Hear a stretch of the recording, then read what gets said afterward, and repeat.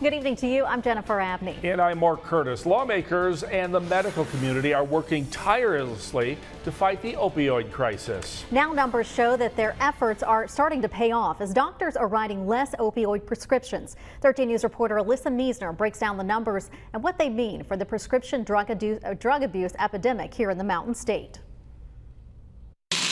Docs write millions of prescriptions each year for opioids, but last year, West Virginia prescribers wrote 13% less than the year before. It's very encouraging to see that the prescription drug, a part that we are actually heading in the right direction, seeing those turned around. Dr. Gupta attributes the improvement to increased awareness of opioid dangers, mandatory training on opioid prescribing, and a prescription monitoring program.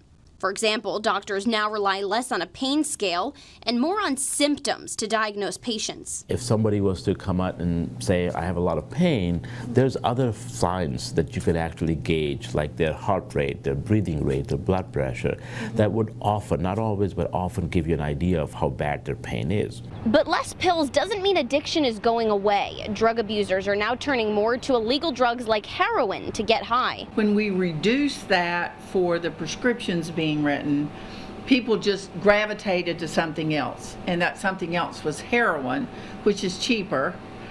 You can get it easier. What's worse, prescriptions are legally regulated pills, whereas heroin could be laced with dangerous chemicals. There is no guarantee on the purity of the heroin, and so it could be mixed with something else, and we don't know what that something else is. But medical leaders say the reduction in scripts will still fight the opioid epidemic and save lives in West Virginia.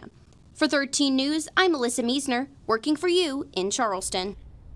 And new CDC guidelines released in just the last few weeks also crack down on opioid prescribing. Many medical professionals hope this means even less prescriptions next year. Well, it's been almost a